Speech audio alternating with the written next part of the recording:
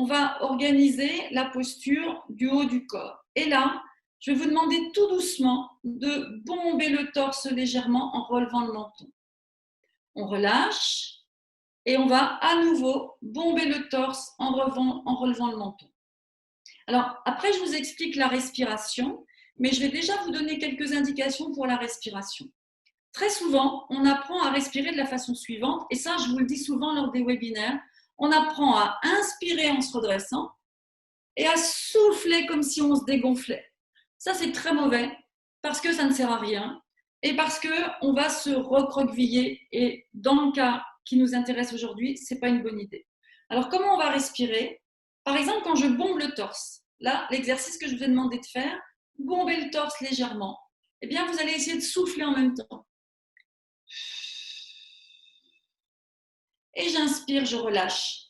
Mais je ne vais pas jusqu'à l'effondrement. Je me suis redressée en lombaire, je souffle en bombant le torse. Quand j'inspire, je reviens en position neutre. Et je souffle, je bombe le torse. Là, on va faire déjà bouger une zone, la zone du thorax, une zone qui a été opérée, qui est sûrement endolorie, que vous avez peut-être peur de bouger, mais le simple fait de redresser ici le buste et de relever votre menton, ça va déjà agir pour vous détendre. Et en même temps, le souffle, en vous redressant, va fixer ce redressement. Donc, au lieu de respirer puis de vous effondrer, en quelque sorte, vous gainez déjà votre posture. Donc, une fois que vous avez fait ce bombé de torse, tout en douceur, eh bien, vous allez pouvoir corriger l'attitude de l'épaule, qui est souvent une attitude en avant. Du côté opéré, du côté du cathéter, si ça se trouve, vous pouvez aussi avoir l'épaule en avant. Et là, on va faire cet exercice suivant. Vous mettez vos mains sur vos genoux et sans bouger vos bras, ça n'est pas un mouvement de bras, sans bouger vos bras, vous serrez vos omoplates. Et là, vous avez vu, je bombe à nouveau le torse. Mais en même temps, je vais imaginer que j'ai un crayon placé entre mes omoplates et que je vais serrer le crayon avec mes omoplates. Ici, je resserre et je relâche.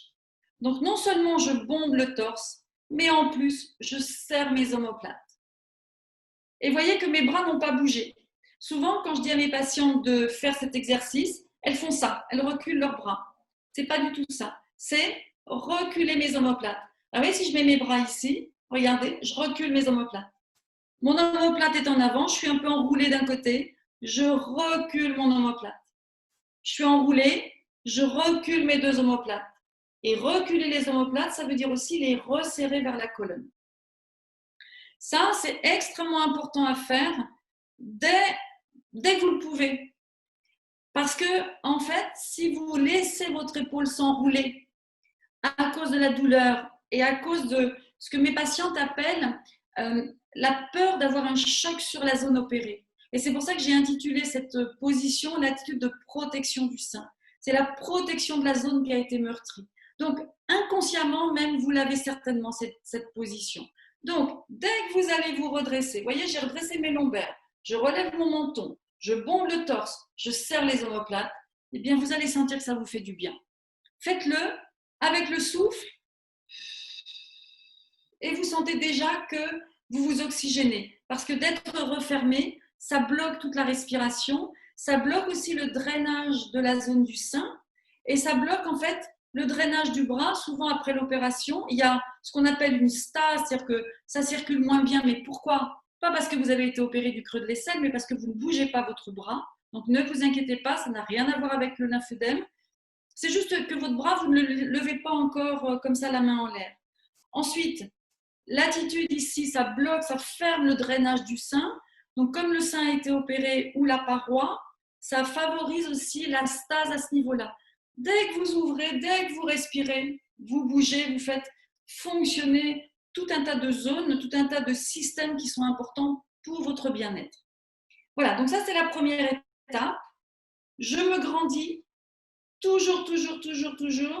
J'ai redressé mes lombaires, j'ai bombé le torse, j'ai resserré mes omoplates. Et le fil ici que l'on tire pour être toujours grande, ça c'est valable pour tout le monde. Aujourd'hui, tout le monde vit comme ça, un peu tassé. Et même quand on marche dans la rue, on regarde par terre. Quand on est assis, on croise les jambes et on est recroquevillé sur nos écrans de téléphone. Donc, décroisez vos jambes, reprenez-vous bien appui au sol, grandissez-vous et faites vos exercices dans cette position. D'accord? Donc ça, c'est la première partie de la posture. Alors, ça paraît tout simple, mais vous allez voir que si vous le faites, je suis sûre que ça va vous aider à mieux ressentir la zone opérée globalement et déjà vous préparer cette zone à mieux récupérer. Parce que regardez, imaginez que je veuille lever le bras. Je suis comme ça. Ben là, je ne peux pas lever le bras. Maintenant, je suis comme ça. Là, le bras, il passe sans encombre. Donc, on n'en est pas encore là à lever le bras là-haut, mais pour la suite, c'est important de bien vous positionner. C'est le point de départ.